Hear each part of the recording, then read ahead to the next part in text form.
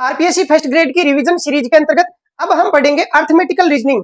Arithmetical reasoning का मतलब होता है गणित से रिलेटेड सवाल रीजनिंग में कैसे पूछे जा सकते हैं। दोस्तों इसमें कई प्रकार के सवाल बनते हैं, जिनमें से जो सबसे ज्यादा महत्वपूर्ण सवाल है वो मैं आपको बता देता हूं। सबसे पहला प्रकार का सवाल है कि एक समूह में कुछ बकरियां तथा कुछ मुर्गियां हैं, उनके सिरों की संख्या 50 तथा पैरों की संख्या 160 है, तो मुर्गियों की संख्या ज्ञात कीजिए। दोस्तों आप जानते हैं कि इस धरती पे जितने भी प्राणी हैं उनके केवल और केवल एक एक ही सिर होता है। इसका मतलब कुल सिरों की संख्या 50 है, तो इसका सीधा अर्थ होता है कि टोटल जो प्राणी है वो 50 है, क्योंकि प्रत्येक प्राणी के एक सिर होता है। इस कारण से आपने अगर मुर्गियों की संख्या, बकरियों की संख्या मान लीजिए x मानी है और मुर्गियों की संख्या को y माना है, तो पहली बात तो ये होगा कि इनके सिरों की संख्या भी यही हो जाएगी। अगर बकरियां अक्स है तो उनके सिर भी अक्स होंगे, और मुर्गियां वाई है तो उनके सिरों की संख्या भी वाई होगी, क्योंकि हर प्राणी के एक एक सिर होता है। तो अक्स बकरियों के अक्स सिर होंगे और वाई मुर्गियों के वाई सिर होंगे। तो हम सिरों के लिए अगर समीकरण बनाएं तो सिरों की जो कुल संख्या है वो आपको 50 दे रखी है, आप लिख सकते हैं x प्लस वाई का मान है वो 50 हो जाएगा। ऐसे ही दोस्तों पैरों की संख्या 160 है, तो एक बकरी के 4 पैर होते हैं तो अक्स बकरियों के 4 अक्स पैर हो जाएंगे। एक मुर्गी के 2 पैर होते हैं तो 4 वाई मुर्गियों के 2 वाई पैर हो जाएंगे। अब इनके पैरों की संख्या 160 दे रखी, तो आप 160 लिखेंगे। अब आपको समीकरण को सरल करना है, तो सबसे पहले या तो आप x को बराबर कर लो या फिर y को बराबर कर लो। तो हम यहाँ पे x को बराबर कर लेते हैं, तो यहाँ पे 4x लाने के लिए ऊपर वाली समीकरण को 4 से गुणा कर देते हैं। 4 से गुणा करते होती है 4x प्लस 4y बराबर 50 को 4 से गुणा किया 200, और नीचे वाली समीकरण को ऐसा ही लिख देते हैं। अब समीकरण 1 में से समीकरण 2 को गठा देते हैं। जैसे ही गठाते हैं तो जिस समीकरण को गठाते हैं उसके चिन्ह बदलने होते हैं, तो इस समीकरण को गठा रहे इस कारण से इसके चिन्ह बदल देते हैं। 4x में से 4 घट जाएगा, 4y में से 2y घटेगा तो आएगा 2y बराबर 200 में से 160 जाएगा तो बचेगा 40। 2y का मान 40 है, तो यहाँ से y का मान 20 आ जाएगा। y का मतलब क्या है? y का मतलब है मुर्गियां, तो मुर्गियों की संख्या कितनी आ जाएगी? 20। अब आपको मुर्गियों की संख्या ज्ञात करनी थी, उत्तर 20 आ चुका है। अब अगर आप इस y का मान यहाँ रखेंगे, y का मान यहाँ रखेंगे तो x का मान भी आ जाएगा। तो y का मान 20 रखेंगे तो 20 इस साइड जाके 50 में से घटेगा तो x का मान आ जाएगा 30। इसका मतलब बकरियों की संख्या है वो 30 आ जाएगी। ऐसे सवाल को आप ऑप्शन से भी कर सकते हैं। जैसे आपको पता है कि कुल सिरों की संख्या 50 है, इसका मतलब बकरी प्लस मुर्गियों की संख्या 50 है। अब हम ऑप्शन से करते हैं। अगर मुर्गियों की संख्या पूछी है तो ऑप्शन ए के अनुसार अगर हम 20 माने, तो अगर मुर्गियों की संख्या 20 मानते हैं तो जो बकरियां हैं उनकी संख्या आपको 30 माननी होगी। अब इनके पैरों की संख्या जोड़ के देख लीजिए। अब एक मुर्गी के 2 पैर तो 20 मुर्गियों के 40 पैर तो ये हो जाएंगे। अब एक बकरी के 4 पैर तो 30 बकरियों के 120 पैर हो जाएंगे। अगर हम जोड़ते हैं तो अगर इनकी संख्या 160 है, दिए गए प्रश्न के अनुसार सही है, इसका मतलब ऑप्शन ए सही हो जाएगा। अगला सवाल है, एक समूह में 50 मुर्गियों के अलावा 45 बकरियां हैं और 8 ऊंट है और कुछ उनके रखवाले हैं। यदि समूह में जितने सिर हैं उनसे 224 अधिक पैर है, तो बताइए रखवालों की संख्या क्या है। तो प्रश्न की शुरुआत में दिया गया है कि एक समूह में 50 मुर्गियों के अलावा, इसका मतलब मुर्गियां तो कितनी है? 50 है, तो हमने लिखा मुर्गियां 50 है। इनके अलावा 45 है बकरियां, आपने बकरियां लिख ली और ये कितनी है? 45। इनके अलावा 8 है ऊंट, तो आपने ऊंट लिख लिया और ये कितने हैं? 8 है। और फिर कहा और कुछ उनके रखवाले हैं, तो आप मान लेते हैं कि अक्स है रखवाले, तो रखवाले हो गए अक्स। अब इनके कुल जो सिर है उनकी संख्या कितनी हो जाएगी? तो हर प्राणी के एक एक ही सिर होता है, तो कुल जो सिरों की संख्या है वो तो हो जाएगी 50 प्लस 45 बकरियों के सिर और 8 सिर ऊंटों के और एक रखवाले के एक सिर, तो अक्स रखवालों के अक्स सिर। तो इनकी टोटल संख्या जोड़ते हैं तो 50 प्लस 45 हो गया 95, 95। 95 में 8 जोड़ते हैं तो ये हो गया 103, और प्लस में जो अक्स है वो ऐसा का ऐसा रह जाएगा। फिर दिया गया है कि यदि समूह में जितने सिर है, मतलब 103 प्लस अक्स सिर है, उनसे 224 अधिक पैर है, तो पैरों की जो संख्या है वो कितनी हो जाएगी? तो पैरों की जो संख्या है वो 103 प्लस अक्स से 224 अधिक हो जाएगी। अब हम 103 में 24 जोड़ते हैं तो 100 और 200 हो गए 300, 24 और 3 हो गए 27, तो 327 प्लस अक्स, ये तो आ जाएगी टोटल पैरों की संख्या। अब हम यहां से देखते हैं कि एक मुर्गी के 2 पैर होते हैं तो 50 मुर्गियों के 100 पैर हो जाएंगे। एक बकरी के 4 पैर है तो 45 बकरियों के 45 गुना 4 180 पैर हो जाएंगे। ऐसे ही एक ऊंट के 4 पैर है तो 8 ऊंटों के 8 गुना 4 32 पैर हो जाएंगे। एक रखवाले के 2 पैर है तो अक्स रखवालों के 2 अक्स पैर हो जाएंगे। ये आ गई टोटल पैरों की संख्या। और इसने कह रखा है कि जो टोटल पैरों की संख्या है वो सिरों की संख्या से 224 अधिक है, तो सिरों की संख्या 103 प्लस अक्स है, इसमें 224 जोड़ने से आया 327 प्लस अक्स, तो इधर से कह रहा है इतनी है, और यहां से देखें तो पैरों की संख्या ये आ रही है, इसका मतलब ये पैरों की संख्या किसके बराबर है, इसके बराबर है। तो बराबर में आप लिख सकते हैं 327 प्लस अक्स। अब इसको सरल करते हैं, तो ये दो अक्स है, इस अक्स को आप इधर लाएंगे तो दो अक्स में से अक्स घट जाएगा, तो आपके पास में बचेगा अक्स बराबर इधर है 327, और इन संख्याओं को जोड़ के इसका पक्षांतरण इधर करते हैं, इसको जोड़ते हैं 100 और 180 हो गए 280, 280 में 32 जोड़ा तो 280 और हो गए 310 और 2 312, 312 उस साइड जाके घटेगा 327 में से 312, 27 में से 12 गया तो आपके पास में बचेगा कितना 15। तो आपके पास में मान आ गया किसका, अक्स का। अक्स क्या है, रखवालों की संख्या। अब आपको क्या पूछा गया है, तो बताइए रखवालों की संख्या कितनी है, अर्थात अक्स का मान आपको पूछा है और अक्स का मान आपके पास में आ चुका है 15। अब इसी प्रश्न को ऑप्शन से भी सरल करना देखते हैं। दिया गया है कि एक समूह में 50 मुर्गियां, तो मुर्गियों की संख्या 50 आपको दे रखी है। तो आप जानते हैं कि जितनी संख्या होती है उतने ही सिर होते हैं, तो 50 मुर्गियों के 50 सिर। फिर कहा 50 मुर्गियों के अलावा 45 बकरियां हैं, तो एक बकरी के एक सिर, तो 45 बकरियों के 45 सिर हो जाएंगे। और कहा 8 ऊंट है, तो 8 ऊंट के सिरों की संख्या भी कितनी हो जाएगी, 8 हो जाएगी। फिर कहा कुछ रखवाले हैं, तो हम ऑप्शन ए से चेक करते हैं। मान लीजिए अगर रखवाले 5 है तो उनके सिरों की संख्या भी 5 हो जाएगी। अब आप एक बार इनको जोड़ेंगे तो 50 और 45 हो गए 95, 95 और 5 हो गए 100, 100 और 8 हो गए 108। तो ऐसी स्थिति में 108 आते हैं सिर। अब आप देखना कि इनके पैरों की संख्या कितनी हो जाएगी, तो यहाँ पे मैं लिखता हूं पैरों की संख्या। तो मुर्गी के 2 पैर होते हैं तो 50 मुर्गियों के 100 पैर, एक बकरी के 4 पैर होते हैं तो 45 बकरियों के 180 पैर हो जाएंगे, एक ऊंट के 4 पैर तो 8 ऊंटों के 32 पैर हो जाएंगे, एक रखवाले के 2 पैर तो 5 रखवालों के 10 पैर हो जाएंगे। अब इनकी संख्या को भी जोड़ के चेक करते हैं तो 100 और 80 हो गए 180, और 280 और 280 में जोड़ा 30 तो 310 और 2 हो गए 312 और 10 हो गए 322। अब चेक करेंगे कि दिया गया है यदि समूह में जितने सिर है उनसे 224 अधिक पैर है, ये प्रश्न में दिया गया है। तो चेक करते हैं कि इससे 224 अधिक है क्या। तो 108 में तो 224 अगर आप जोड़ते हैं तो 8 और 4 12 और 2 और 1 3 और ये हो गए 332 आता है, जबकि आ कितना रहा है 322। इसका मतलब ये ऑप्शन तो गलत हो जाएगा। ऐसे ही आप ऑप्शन बी से, सी से और डी से चेक करेंगे तो ऑप्शन सी से आपका सवाल सही हो जाएगा। ऑप्शन सी से आपको एक बार फिर बता देता हूं, अगर आप रखवालों की संख्या 15 मानते हैं तो इनके टोटल जो सिर है वो हो जाएंगे 95 और 5 हो गए 100, 110 और ये हो गए 118। अब आप इनके पैरों की संख्या ज्ञात करेंगे तो 100 यहाँ पे हो जाएंगे, 180 यहाँ पे हो जाएंगे, 32 यहाँ पे और 15 के 30 ये हो जाएंगे। आप इनकी संख्या को जोड़ के देखेंगे तो ये टोटल जोड़ 342 आता है। अब देखते हैं कि इससे 224 अधिक है या नहीं है। तो 118 में 224 जोड़ के देखते हैं तो 8 और 4 12 का 2 हासिल किए, 2 और 1 3 और 1 4 हो गया, 2 और 1 3 हो गया, 342 आ रहा है और हमारे भी 342 आ रहा है। इसका मतलब ऑप्शन सी है वो आपका सही उत्तर हो जाएगा। प्रश्न दिया गया है कि एक टोकरी में सेवों की संख्या प्रत्येक मिनट दुगुनी हो जाती है और यदि टोकरी 1 घंटे में पूरी भरती है तो वह आधी कब भरी थी। अब आप इसको ऐसे समझेंगे, मान लीजिए ये टोकरी है और इसमें 1 मिनट में मान लो शुरुआत में 1 सेव था तो अगले 1 मिनट में इसमें डबल हो जाती है, मतलब 2 सेव हो जाते हैं। उसके बाद में अगले 1 मिनट में 2 से 4 सेव हो जाते हैं। ऐसे ही अगले 1 मिनट में 4 से 8 सेव हो जाते हैं। ऐसे ही ये टोकरी मान लीजिए 1 घंटे में भरती है, 1 घंटे में भरती है, इसका मतलब 60वें मिनट में वो पूरी भरती है। तो इसका मतलब 60वें मिनट से जस्ट पहले मिनट वो आधी थी, क्योंकि हर बार वो दुगनी हो रही है। तो आधे का दुगना होता है 1। इसका मतलब ये जब पूरी भरी इससे जस्ट पहले मिनट वो आधी थी, तो 59वें मिनट वो आधी थी। आप इसको जस्ट रिवर्स करेंगे तो अगर हर 1 मिनट में वो दुगनी हो रही है, इसका मतलब हर पिछले मिनट वो आधी थी, तो 59वें मिनट वो आधी थी। अगर इसी सवाल में पूछा जाता कि वह 1/4 कब भरी थी, 1/4 कब भरी थी, तो 60 मिनट में वो पूरी भरी हुई थी। इसका मतलब उससे जस्ट 1 मिनट पहले 59 मिनट में वो इस 1 से आधी थी, इसका मतलब 1/2 थी। अब 59 मिनट से भी 1 मिनट पहले, इसका मतलब 58वें मिनट में वो आधे से भी आधी थी। आधे का भी आधा होता है 1/4, इसका मतलब वो 58 मिनट में 1/4 भरी थी। ऐसे सवालों को सरल करने के लिए आपको दिमाग यूज करना है, इसमें गणित आपको नहीं लगानी है।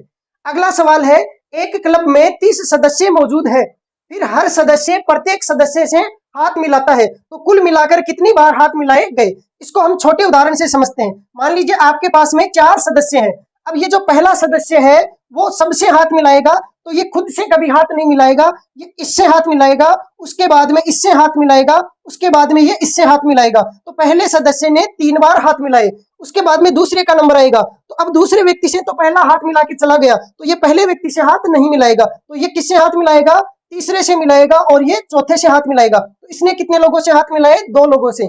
अब नंबर है तीसरे का, तीसरे से पहला खुद हाथ मिला चुका है, तीसरे से दूसरा भी हाथ मिला चुका है, तीसरा खुद से हाथ मिलाएगा नहीं, तो तीसरा केवल किससे हाथ मिलाएगा? चौथे से। तो इसने कितने से हाथ मिलाए? 1 लोगों से। अब चौथा व्यक्ति है, ये किसी से भी हाथ नहीं मिलाएगा, क्योंकि पहला भी खुद आके से हाथ मिला चुका है, दूसरा भी आके हाथ मिला चुका है, और तीसरा भी आके हाथ मिला चुका है, तो ये कितने से हाथ मिलाएगा? 0 से। तो हम ऐसे प्रश्नों को सरल करने के लिए देखो, अगर आपके पास में 4 सदस्य है, तो इसका मतलब जो पहला है वो 3 से हाथ मिलाएगा, उससे अगला 2 से हाथ मिलाएगा, उससे अगला 1 से हाथ मिलाएगा, और लास्ट वाला 0 से हाथ मिलाएगा। अब सवाल में दिया गया है 30 लोग, तो 30 में पहला जो व्यक्ति है वो केवल 29 से हाथ मिलाएगा, उससे अगला 28 लोगों से हाथ मिलाएगा, उससे अगला 27 से, फिर 26 से, फिर 25 से, और लास्ट में 1, और लास्ट में 0। अब आपको इनको जोड़ के बताना है कि कुल कितनी बार हाथ मिलाए गए। तो आप देख सकते हैं कि 1 से लेके, क्योंकि 0 को जोड़ेंगे तो कोई प्रभाव पड़ेगा नहीं, तो आपको 1 से 29 तक की जो प्राकृत संख्या है उनका योग ज्ञात करना है। तो प्राकृत संख्याओं के योग वाला सूत्र यूज करेंगे तब तो n प्लस 1 बट्टे 2 ये सूत्र यूज करेंगे। लेकिन यहाँ पे ध्यान रखना है, n का मान कितना यूज करना है? 29 यूज करना है। सवाल में कितने सदस्य हैं? 30, लेकिन n का मान 29 ही क्यों यूज किया? क्योंकि 30वां व्यक्ति है वो केवल 29 से हाथ मिलाएगा, इस कारण यहाँ पे n का मान कितना रखेंगे? 29 रखेंगे। तो 29, उसके बाद में 29 प्लस 1 हो गया 31, और बट्टे 29 प्लस 1 हो गया 30, और बट्टे 2, 2 से इसको काटेंगे तो ये आ जाएगा 15, 15 को 29 से गुणा करेंगे तो आ जाएगा आपके पास में 435। अगर आप सीधा याद रखना चाहते हैं तो हाथ मिलाने का सूत्र होता है n-1 बट्टे 2। ये क्यों होता है? क्योंकि यहाँ पे प्राकृत संख्या वाला जो सूत्र है n प्लस 1 बट्टे 2, उसमें n की जगह आप n से 1 कम ले रहे हैं, 30 की जगह आप 29 ले रहे हैं, तो मैं यहाँ सूत्र में ही n की जगह n-1 कर देता हूं, तो ये हो गया n-1, और यहाँ पे जो कोष्टक में है n, इसकी जगह भी लिखा n-1, और ये लिखा प्लस का 1 और बट्टे 2। अब -1 प्लस 1 कट जाता है, तो एक तो बचता है n, और यहाँ पे बचता है n-1, तो आपके पास में बचता है n-1 और बट्टे 2। तो अगर याद रह जाए तो ये तरीका यूज कर लेना, नहीं तो फिर ये तरीका यूज कर लेना, ये सबसे अच्छा है। अगला सवाल है, एक क्लब में 30 सदस्य हैं, प्रत्येक व्यक्ति एक दूसरे को गिफ्ट देता है, तो कुल कितने गिफ्ट दिए जाएंगे? देखो दोस्तों, जब गिफ्ट दिए जाते हैं तो प्रत्येक व्यक्ति खुद के अलावा सभी को गिफ्ट देता है। जैसे आपके पास में 4 व्यक्ति है, तो ये जो पहला व्यक्ति है ये खुद के लिए तो गिफ्ट नहीं लाएगा, लेकिन बचे हुए तीनों व्यक्तियों के लिए गिफ्ट खरीद के लाएगा। जब इसका बर्थडे होगा तो इसको गिफ्ट देगा, जब इसका बर्थडे होगा तो इसको भी गिफ्ट देगा, और जब इसका बर्थडे होगा तो इसको भी गिफ्ट देगा, तो इसको कुल मिला के 3 गिफ्ट खरीदने पड़े। ऐसे ही देखो दूसरे व्यक्ति के साथ में होगा, ये जब दूसरा व्यक्ति गिफ्ट लेके आएगा तो इसको इसके लिए भी गिफ्ट लाना पड़ेगा, और इसको इसके लिए भी, और इसके लिए भी, तो इसको भी कितने गिफ्ट लाने पड़ेंगे? 3 गिफ्ट लाने पड़ेंगे। ऐसे ही जब ये तीसरा व्यक्ति है तो ये भी इसके लिए भी गिफ्ट लाएगा, इसके लिए भी और इसके लिए भी, इसका मतलब ये भी 3 गिफ्ट खरीद के लाएगा। ऐसे ही जब चौथा व्यक्ति है तो ये भी स्वयं के अलावा इसके लिए, इसके और इसके लिए, तीनों के लिए गिफ्ट लेके आएगा, क्योंकि गिफ्ट का जो आदान प्रदान है वो दोनों तरफ से होता है। उदाहरण के लिए मान लीजिए आपने मुझे मेरे बर्थडे पे गिफ्ट दिया, तो मैं भी आपको आपके बर्थडे पे गिफ्ट दूंगा, तो आपने मुझे गिफ्ट दिया और मैंने आपको गिफ्ट दिया। जबकि हाथ मिलाने वाले में क्या होता है, अगर मैं आपसे हाथ मिलाता हूं तो फिर आप वापस मुझसे थोड़ी देर बाद में, नहीं ऐसा नहीं होता कि आप थोड़ी देर बाद में मुझसे हाथ मिलाते हैं, ऐसा नहीं होता। हाथ मिलाने वाले में एक व्यक्ति दूसरे से मिलाता है तो दूसरा व्यक्ति वापस उससे हाथ नहीं मिलाता है, जबकि गिफ्ट वाले में ये इसको गिफ्ट देगा तो ये भी इसको गिफ्ट देगा। तो गिफ्ट देने वाले में प्रत्येक व्यक्ति खुद के अलावा सभी को गिफ्ट देता है। अब गिफ्टों की टोटल संख्या निकालनी है, तो यहाँ पे 4 सदस्य थे, तो चारों ही सदस्य जो है वो 3-3 गिफ्ट लेके आएंगे। तो हम 4 सदस्य हैं तो 4 जगह कर देंगे 3 को गुणा, तो 4 तिये 12 हो जाएगा। ऐसे ही देखो इस सवाल में 30 सदस्य हैं, तो प्रत्येक सदस्य खुद के अलावा अन्य सब के लिए गिफ्ट लेके आएगा। तो पहला व्यक्ति भी 29 गिफ्ट लाएगा, दूसरा व्यक्ति भी 29 गिफ्ट लाएगा, तीसरा भी 29, ऐसे करते हुए 30 व्यक्ति 29 गिफ्ट लेके आएंगे। तो 29 कितनी जगह हो जाएगा? 30 जगह हो जाएगा। तो 29 गुना 30 करके आपको उत्तर निकालना पड़ेगा। अब देखो हाथ वाले में अगर आप सूत्र याद रखना चाहते हैं तो उसमें n-1 और बट्टे 2 होता है, जबकि गिफ्ट वाले में अगर आप सूत्र याद करना चाहते हैं तो यहाँ पे 30 और 30-1, इसका मतलब n-1 होता है। हाथ मिलाने वाले में बट्टे 2 आएगा और गिफ्ट देने वाले में बट्टे 2 नहीं आएगा। तो इस सवाल को सरल करने के लिए आप सूत्र भी यूज कर सकते हैं n-1, तो n का मान रखेंगे 30, 30 - 1 होता है 29, तो 29 को 30 से गुणा करने के बाद में उत्तर आ जाएगा। अगला सवाल दिया गया है कि एक बंदर 30 मीटर ऊंचे खंबे पर चढ़ता है और वह पहली 1 मिनट में 3 मीटर चढ़ता है, लेकिन उससे अगली 1 मिनट में 2 मीटर वापस फिसल जाता है। इस प्रकार से वह 30 मीटर ऊंचे खंबे पर चढ़ने में कुल कितने मिनट का समय लेगा? इसको प्रैक्टिकली समझना बहुत अच्छे से आपके समझ में आ जाएगा। ऐसे सवाल अगर आ गए तो आपके मजे हो जाएंगे, क्योंकि आपका सवाल 100% सही होने वाला है। देखो, ये एक 30 मीटर का खंबा है। अब इस 30 मीटर के खंबे पे बंदर को चढ़ाते हैं, तो पहली 1 मिनट में वह 3 मीटर तक चढ़ता है। तो हमने यहाँ पे समय लिख लिया 1 मिनट, और कितना मीटर चढ़ा? तो 3 मीटर वो चढ़ गया। उससे अगले 1 मिनट में वह वापस फिसलता है, वह बैलेंस बनाता है और 2 मीटर वापस फिसल जाता है। तो पहले वह 3 मीटर चढ़ा, फिर अगले 1 मिनट में वह 2 मीटर वापस फिसल गया, तो 3 में से 2 वापस फिसल गया, तो कहां पे आके वो रुकता है? तो 3 में से 2 कम करेंगे तो 1 मीटर पे। तो अगले 1 मिनट में वह 2 मीटर वापस फिसलता है, तो 3 में से वापस 2 हो गया कम, तो कितना बचा? वो 1 मीटर ही चढ़ पाया। और समय कितना लग गया? तो 1 मिनट तो चढ़ने में और 1 मिनट फिसलने में। तो यहाँ पे 2 मिनट में वह कितने मीटर चढ़ पाता है? 1 मीटर चढ़ पाता है। फिर वह अगले 1 मिनट में यहाँ से 1 से 3 मीटर चढ़ेगा, मतलब 4 मीटर तक वो पहुंच पाएगा। फिर उससे अगले 1 मिनट में 4 में से वापस 2 मीटर फिसलेगा, तो वह 2 पे आके रुक जाएगा। तो हम कह सकते हैं कि फिर अगले 2 मिनट में 3 चढ़ा, 2 वापस फिसला, तो कितना चढ़ पाता है? 1 मीटर वो चढ़ पाता है। तो आपने देखा कि समय तो लग रहा है 2 मिनट और चढ़ पाता है केवल 1 मीटर। तो ऐसे ही वो चढ़ता रहेगा, फिसलता रहेगा, चढ़ता रहेगा, फिसलता रहेगा, चढ़ता रहेगा, फिसलता रहेगा।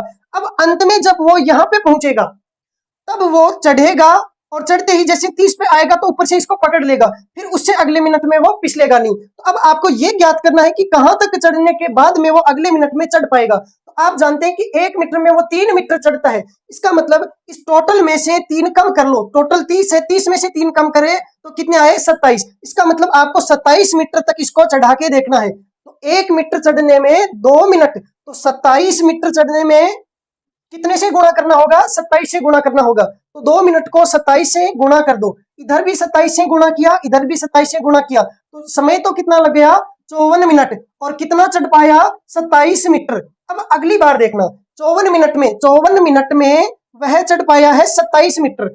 अब अगले 1 मीटर में वह अगले 1 मिनट में वह 3 मीटर चढ़ेगा, और जैसे ही 3 मीटर चढ़ेगा तो 27 + 3 हो जाएंगे 30। तो 1 मिनट में मतलब 54 + 1 टोटल हो जाएगा 55 मिनट। और 55 मिनट में वह 27 + 3, 27 जो है वो उसमें 3 जुड़ेगा, तो ये टोटल आ जाएगा 30 मीटर। तो वह 55 मिनट में 30 मीटर चढ़ जाएगा, उसके बाद में इसको यहाँ से पकड़ लेगा, फिर अगले 1 मिनट में वो नहीं फिसलेगा। तो इस प्रकार से ऐसे सवालों को सरल करने के लिए आपको सबसे पहले ये चेक कर लो कि वह कितना चढ़ता है। तो 3 मीटर चढ़ता है, इसका मतलब 30 में से 3 कम कर लो, उसको 27 तक चढ़ा के देख लो। तो 1 मिनट में 3 चढ़ा, अगले 1 मिनट में 2 फिसल गया, तो समय तो लग गया 2 मिनट का और चढ़ पाया केवल 1 मीटर। तो 2 मिनट में चढ़ पाया 1 मीटर। 27 मीटर चढ़ाने के लिए 27 का दुगुना 54 मिनट का समय लगेगा। 54 मिनट में वो पहुंचेगा 27 मीटर। फिर अगले 1 मिनट में वो 27 से 3 चढ़ेगा तो 30 मीटर पहुंच जाएगा, और समय 54 + 1 55 मिनट का समय लगेगा। तो इस सवाल का उत्तर आएगा 55 मिनट। अगले प्रश्न देखते हैं आयु से संबंधित। इस सवाल में दिया गया है कि पिता की आयु पुत्र की आयु से दुगुनी है। यदि पुत्र की आयु x तथा पिता की आयु y है, तो x तथा y में क्या संबंध होगा? देखो दोस्तों, जब दिया गया हो कि पिता की आयु पुत्र की आयु से दुगुनी है, और एक उदाहरण के लिए जैसे 60 मान ले, पिता की आयु पुत्र की आयु को 30 मान ले, तो पिता की आयु पुत्र की आयु से दुगुनी है, पहले से दिया हुआ है। अगर हम इन दोनों को बराबर करना चाहें तो किसको 2 से गुणा करेंगे? इसमें कई विद्यार्थियों की दिक्कत आती है। तो आप समझिए, इसकी आयु तो पहले से दुगुनी है, तो अगर इसको दुगुना कर दिया तो ये तो 120 साल के हो जाएंगे। तो हमें ऐसा नहीं करना है, ये पहले से दुगुना है, अगर बराबर करना है तो इसको दुगुना करना होगा, ताकि ये भी बराबर हो जाए इसके। क्यों? क्योंकि देखो, ये पहले से दुगुना है, बराबर करने के लिए जिसकी आयु कम है उसको भी दुगुना कर दो तो दोनों की आयु बराबर हो जाती है। अब दिए गए सवाल में लिखा है कि पिता की आयु पुत्र की आयु से दुगुनी है। यदि पुत्र की आयु x है तथा पिता की आयु y है, तो हमें इन दोनों को बराबर करना है। तो पिता की आयु पहले से दुगुनी है, तो आपको पुत्र की आयु को भी 2 से गुणा कर देना है। जैसे ही आप इसको दुगुना करेंगे तो पुत्र की आयु भी पिता की आयु के बराबर हो जाएगी। समीकरण बन जाएगा y = x × 2 होता है 2x। अब देख लो कौन सी ऑप्शन में है, y = 2x ऑप्शन बी में है। ऐसे ही अगले सवाल में कि राम की आयु श्याम की आयु के 2 गुणे से 3 अधिक है। यदि राम की आयु x तथा श्याम की आयु y है, तो अक्ष तथा वाई में क्या संबंध होगा? हम लिखते हैं राम और इधर लिखते हैं श्याम की आयु। राम की आयु अक्ष है और श्याम की आयु वाई है। अब सवाल को पढ़ो। राम की आयु श्याम की आयु के 2 गुणे, तो श्याम की आयु के 2 गुणे से 3 अधिक है, तो इससे 2 गुणे से 3 अधिक है, तो देखो इसने कह दिया कि इसके डबल से भी 3 अधिक है। अब हम दोनों को बराबर करना चाहें तो श्याम को भी पहले डबल करना पड़ेगा, क्योंकि राम की आयु तो पहले से दुगुनी है और उस दुगुनी से भी 3 ज्यादा है, तो आपको श्याम की आयु को भी पहले दुगुना करना पड़ेगा। तो ये तो किया 2 से गुणा, अब इससे भी 3 ज्यादा करना पड़ेगा, इससे भी 3 ज्यादा किया तो श्याम की आयु भी राम की आयु के बराबर हो जाएगी। तो समीकरण बनेगा x बराबर 2y प्लस 3, x बराबर 2y प्लस 3।